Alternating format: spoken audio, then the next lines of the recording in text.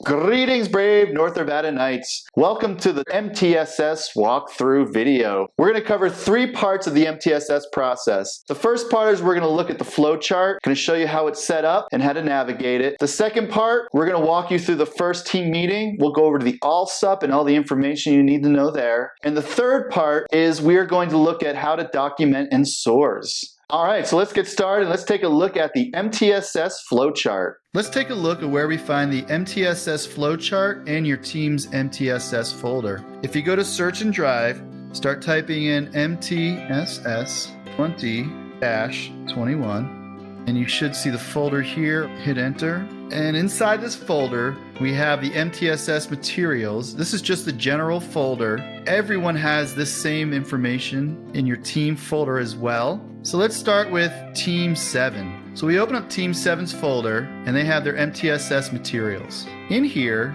you'll see a couple of different folders and PDFs. You have your MTSS flowchart, which we'll look at in a second. You have your SOARS documentation process. That just goes over how you can document in SOARS, and we're going to go over that in another video. You have your students folder, and you also have your CPST materials. So we're going to click on the MTSS flowchart, and I want to show you how it's set up so you can understand how to navigate it. So when we look at this, everything goes vertical. It's just you start here with meeting 1, and then you have your first meeting. You have meeting 2, and you have your second meeting here. You have meeting 3 for step 2, meeting 4 for step 3. All these are hyperlinked to a checklist. See? That was super simple. Let's take a look at the first meeting where you're going to learn how to navigate the checklist. We're also going to take a closer look at the ALSUP. I'm going to teach you what it is. We're going to use it to identify the lagging skills that the kids have, and then we're going to use it to problem solve and come up with interventions that you can put into place so you can start supporting the kids that you're talking about in your meetings. All right, so before we get to the first checklist, I want to give you a quick overview of how these folders are set up. So the MTSS materials folder is the master copy. You'll find this folder in each team folder right here. So let's look at Team 7 and go through to familiarize yourself of what is in the folders. And click here. So we have the MTSS flowchart, the SOARS documentation process, the students folder, which we'll get to in a little bit, and we have the CPST material. CPST stands for Collaborative Proactive Solutions Team, and this is the framework we're going to use for our meetings that comes from Dr. Ross Green's Lost at Schools. And right here, the CPST explanation PDFs, this really goes over all the different resources we have to teach us how to use his process. Know for the remainder of this year, we're going to focus just on the ALSUP. Everything else right here, we're going to get more training on everything next year. And it's going to take a little bit of time, but we're going to get through it. We're going to adopt it, and it's going to be great.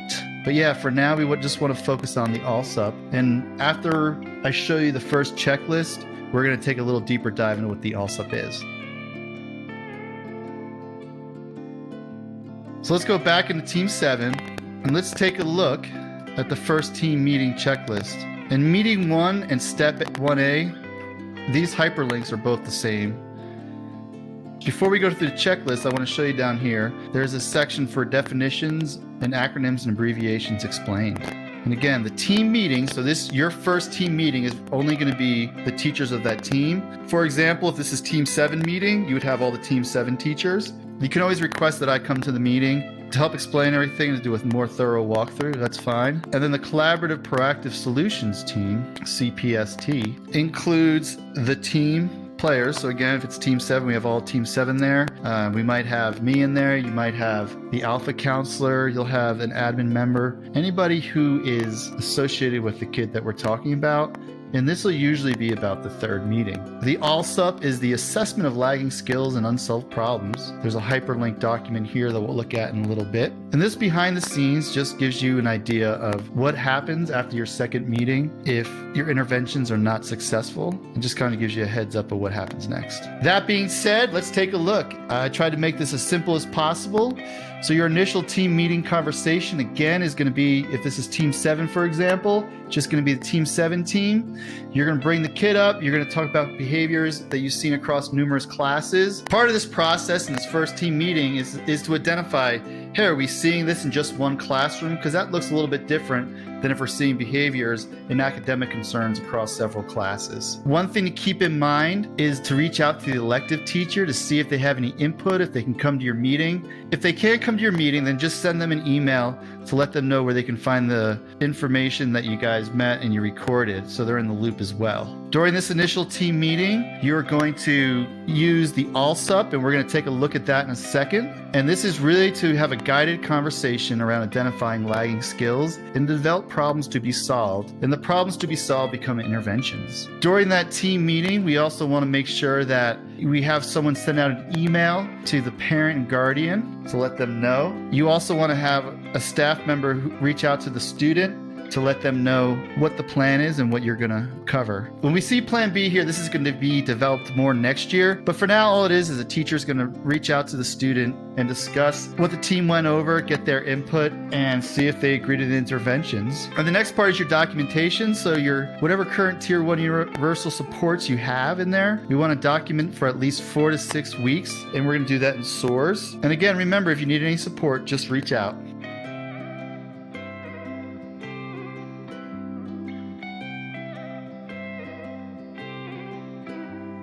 So what exactly is the ALSUP? Let's take a look at the link down here.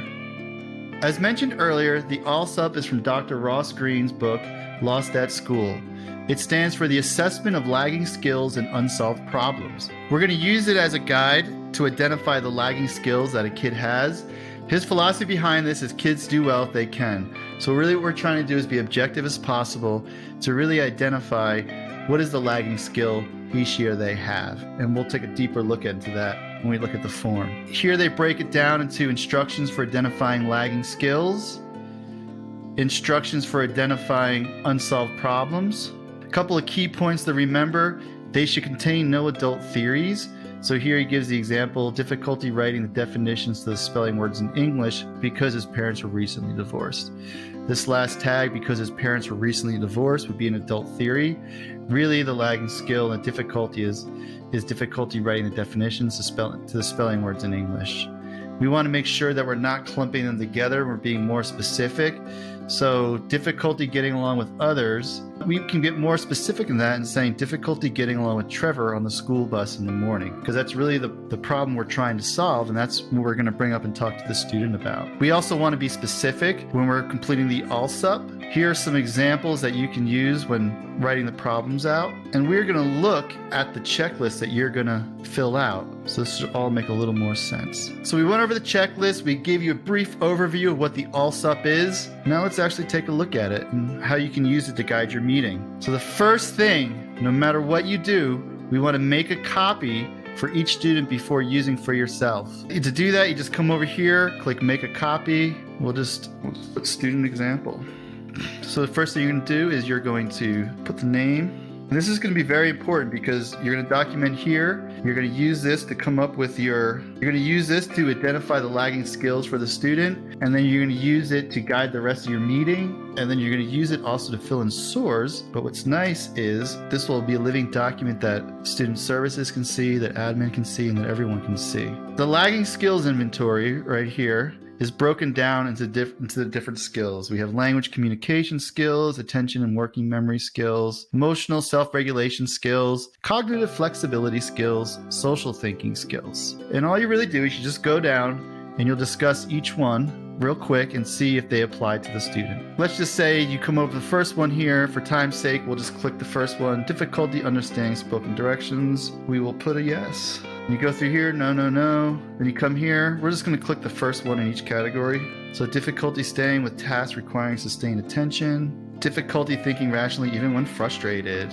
Difficulty handling transitions. Difficulty paying attention to verbal and nonverbal cues. So now we've identified 1, 2, 3, 4, 5 lagging skills, and we come down here and we have 3 unsolved problems. So the next part we want to do is we want to figure out how to turn these lagging skills into unsolved problems to help support the student, and so we can teach the student teachable skills that'll help them hopefully overcome the unsolved problem. So difficulty understanding spoken directions. We could say student has difficulty understanding spoken directions in science and math class. Again, we're going to pick the top 3 that we can work on with the student because this is more of an ongoing process than a one and done. So difficulty thinking rationally even when frustrated, we could say.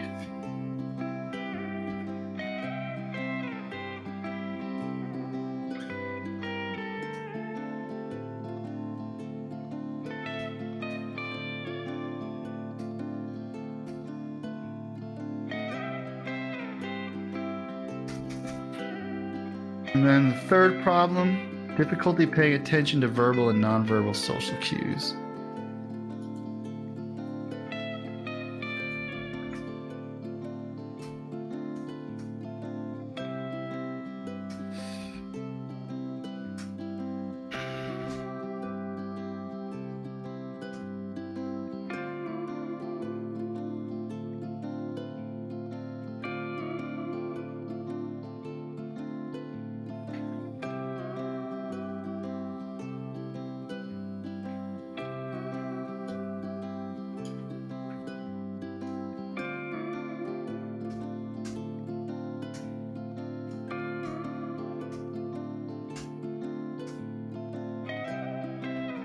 So now we've taken from the 5 or 7 lagging skills, we've taken the top 3, which is what we want to do is focus on the top 3. And the rest of this form is really just to guide you in the meeting, to give you specific steps and assign roles. So when you leave the meeting, everything is covered and done in the meeting.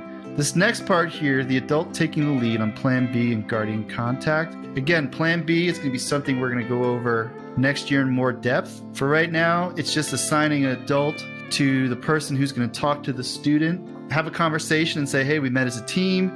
These are some of the skills that we discussed that looks like you could use help with. You'll go over each problem with them real quick. You'll go over the interventions you discussed, and you'll also get their input to see if there's any missing information. And getting the student input and letting the parents know and bringing them in is also part of the collaborative proactive solution. So for Plan B, say Mr. Anderson will reach out to the student and the parents to let them know. Kids' concerns identify, so say Mr. Anderson talked with student, you can put student agreed. Or if student says, hey, you know, the reason why I'm having a hard time understanding cues is because there's tension with another student in class. That's why we always want to get student input as well, because there might be something going on that we don't see. You could put informed and agreed, and this could be a simple email, because we all know how hard it is sometimes to get a hold of parents. This could be a phone call or an email, just letting them know, hey, we met as a team. You talked with your student. He, she, or they agreed to the plan that we came up with. Here's the intervention. So let's say for difficulties understanding spoken directions in science and math class. So maybe one thing you come up with is math and science teacher will follow up with student after verbal directions are given, asking the student to explain what the directions are. For the redirect, when redirected in math class, student has difficulty thinking rationally. Again, what you're going to come up with, this is just an example. Teacher and student agree that student will give a thumbs up if he, she, or they need a break to process what has happened in class in order to take a mental reset. Next here for input and SOARS, you could say Mrs. Smith. And when Miss Smith does it, she can put a yes. And again, we're going to take a look at this in a little bit. Nice thing here is you can copy and paste it, Miss Smith. Save yourself some time. The next thing you want to make sure you do too is for your data review meeting. So in theory, you're going to collect data for 4 to 6 weeks. You're going to input them in SOARS. So let's say today's March 17th. I'm just going to take a guess. The next meeting will be May 1st. And what I would do is I would put it on your calendars right there in the meeting. And if you need anybody to come to the next meeting, you're requesting everyone, have someone send an email out there during this meeting. The more you can do in the meeting and get all the emails out, get all the calendar invites, emailing the parent, everything, before you leave the meeting, the more successful this will be, because we all know what happens. Once we leave that meeting, life takes over, school takes over, and it's easy for the little tasks to fall by the wayside. So again, I can't emphasize enough, the more you can do sending out emails to everybody in the meeting, the more successful it'll be. This problem solved portion would be at the May 1st meeting. Let's say we solved this problem, the intervention went great, we didn't with this one, and we did with this one. So we still have one unsolved problem, and this would be the redirection part. So at this point, you would draft out to next steps. So here, technically, you would say nothing because it's been solved. The next step would be to contact the alpha counselor to let them know that we need to meet as a CPST team. And at that point, when the counselor gets the request, and during our student services meeting, we're going to do all the data dig. We're going to look at behavioral records. We're going to look at academic stuff, and then we'll be prepared for that part. We're going to go over everything you have here, and we're also going to look at the data in SOARS, and then we'll respond and we'll get back to you, and we'll have a meeting and we'll take the next steps. I don't know about you, but that is a lot of information. Feel free to pause here and take a quick break and discuss what you've just learned. Or if you're ready, you can move on to the next training.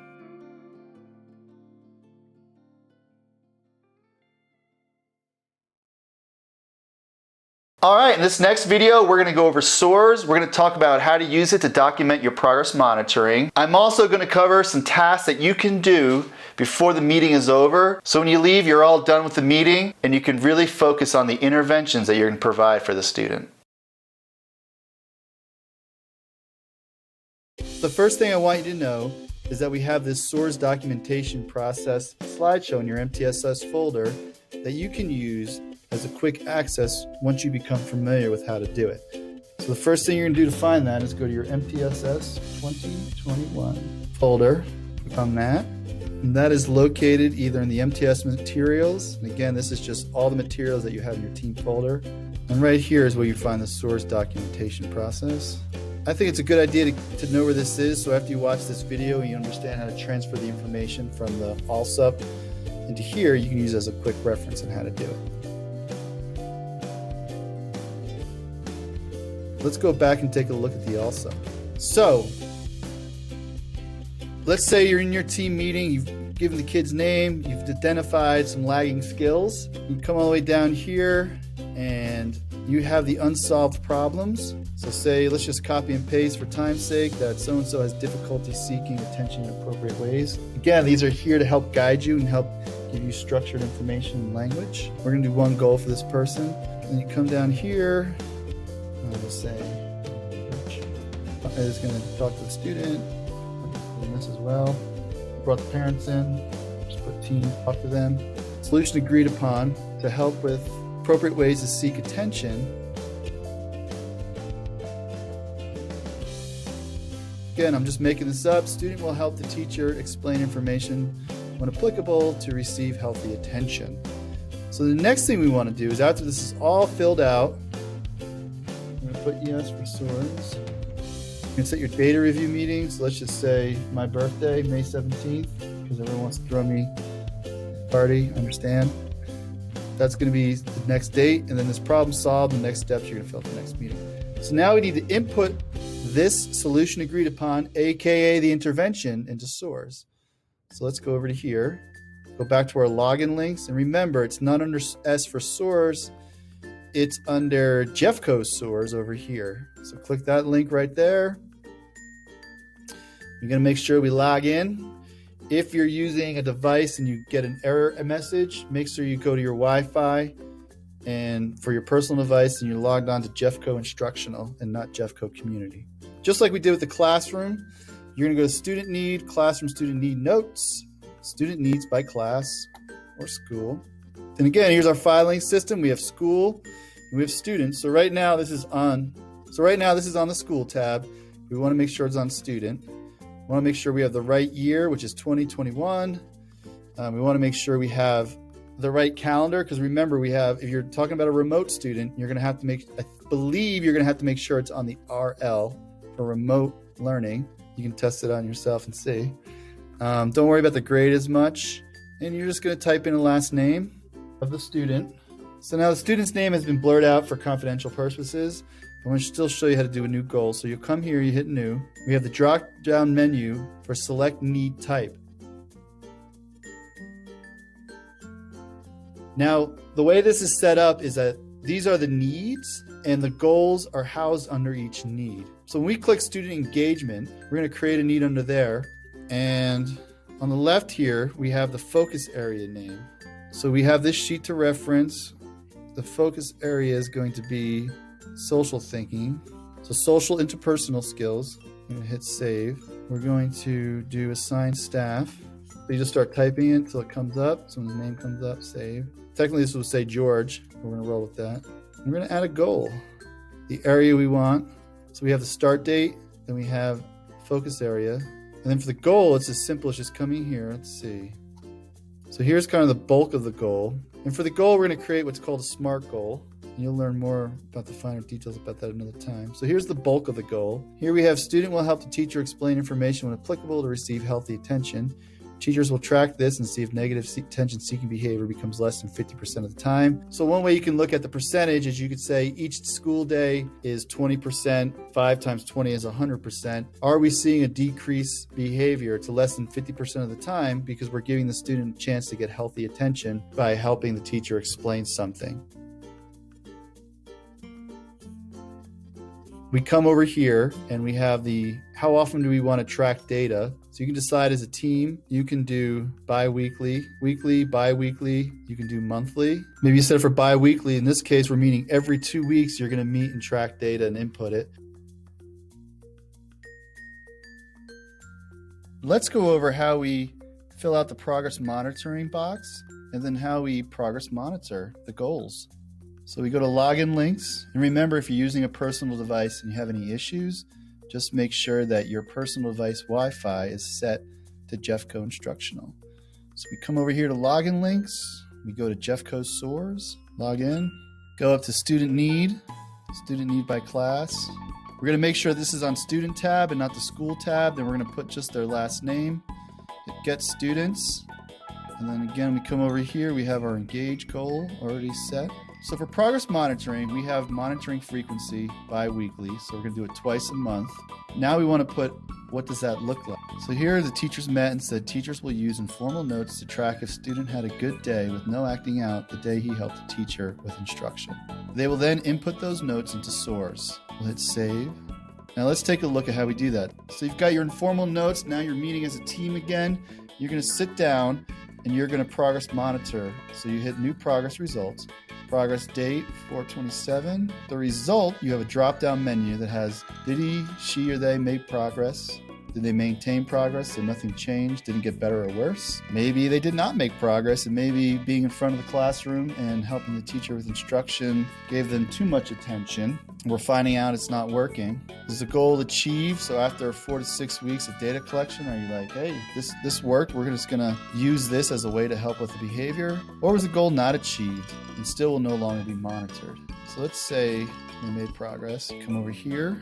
So we said student was able to self-regulate more when he was given positive attention through explaining topics in class with 20% accuracy each day.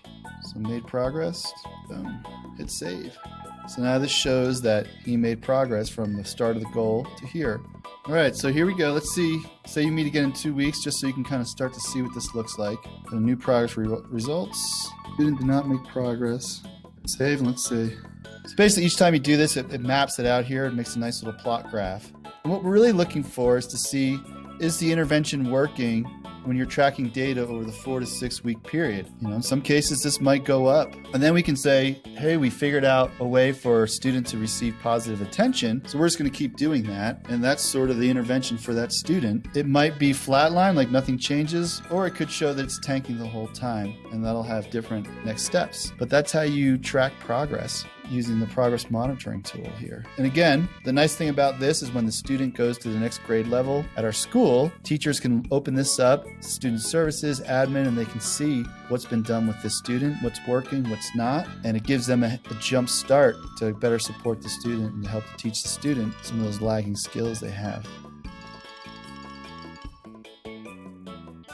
I want to give you a quick pointer on how to remember all this, because even for me right now, I have a couple of students that I meet with and that I progress monitor their goals in SOARS. And in the beginning, for the first month, I kept forgetting to do it until I realized I could send myself calendar reminders. So it's Friday the 23rd, and I just had my reminder here in red to input the kids' data. And so I want to remember for next week. So I'll come down here to the 30th and I will pick, let's say, 7 a.m. Progress monitoring reminder. I love the colors of the rainbow, so I'm going to put this one in red so it sticks out to me. 7 a.m. and that's it. Set it, and there it is right here. to give me a reminder. My suggestion to everybody is to use the ALSUP document I gave you. It has a spot for your next meeting date, so I would fill that out and then go to your calendar and have everybody put the next meeting date on your calendar. I would also put the progress monitoring reminders in your calendar. Anything you can do during the meeting before you leave is going to help you be more successful, because we all have a lot on our plates and we're all responsible for a lot. The more that you can set yourself up to be successful during the meetings, the more successful you'll be in the long run with remembering everything. Hope this helps out. So now you're like, Summers, what if we want to add more goals to this student engagement? And so now when we look at this student right here, under engagement, he has these little bubbles. So now say you put one goal in and you met, and you guys want to have another goal you want to add to the need. So remember, student engagement is the need, but now we want to set another goal in there. Right here we have the little dialogue clouds. You can just click on one of those. It'll take us to the need, and then we just come up here and we add another goal. So same thing, you pick the area of need, your goal description, how you're going to monitor it, who's going to do it, and how often. And again, you should be able to copy and paste the goals description straight from the ALSUP here. So the ALSUP helps you have a focused conversation, come up with a plan, make sure that it's collaborative. So we're meeting with the parents, we're talking to the student, make sure they're on board. You always want to make sure the kid's on board before you start doing the interventions. And so this kind of gives us this helps guide the conversation. It gives us dates, everything we need to do this successfully. And then the second part is putting some SOARS and monitoring everything. All right, so the first thing we're going to do is check out the My Jeffco main page. You're going to find the SOARS link under login links right here. So if you hover over it, now the important thing to note is it's called Jeffco SOARS. So if you're going in alphabetical order and you're trying to find it under S for SOARS, you're not going to find it because for some reason they call it Jeffco SOARS. So we go over here. Click on that. You will do your little login info right here. I want to show you a way that you should be able to access all the kids that have plans in your classes. So if you scroll over to Student Need right here, you get a drop-down menu. You're going to hover on the first one. Look at that, another nice drop-down menu. Let's do Student Needs by school or class. So the first thing to show you here where it says search students, this is like a file cabinet. This first file tab right here says school, and this is how you'll access your classes and to see which kids have 504s, IEPs, and all ELL plans, anything like that. The second tab over here is students. So when you go to do your data collection piece, or if you want to look up students individually, you'll go here. And it's just as simple as clicking on the one, and you know the one's activated, like students, we have the box around here, or the file tab. Then this is gray, so that means we're highlighting it, and then that's school. So if we want to see what your classes look like and who has a plan, the first thing you want to do is make sure the year is correct to 2020 to 2021. The second thing is you'll look at the calendar, and you want to make sure that says 2021. We also have the drop-down menu that has the RL, and that means for your remote learning classes. You'll have to mess around with it. I think if you just have this one open, you may not be able to access the remote learning. So make sure you just click the drop-down menu, pick the right one. Here we have Mr. Logger open. So he has his Q1 classes here, all the way down to Q4. So say we click on his Visual Arts Level 3 class. So say we come down here, we hit Get Students. So if you go across here, this will tell you what kind of plan they have. And in the beginning of the year, or any time of the year, this is a good place to look. It looks like it's a GT heavy class with LPs. One kid has a IEP, one kid has a 504, and it's just as simple as clicking on that, and you'll get to see their plans. This, to me, is a better use of your time than trying to go through Infinite Campus and look up the kids in your roster, because essentially it's all right here. It's great. You have successfully navigated the first part of the MTSS process at North Arvada Middle School. Please reach out to me if you have any questions or you need any clarification. And remember, we're going to do this together, and I'm going to support you the best I can.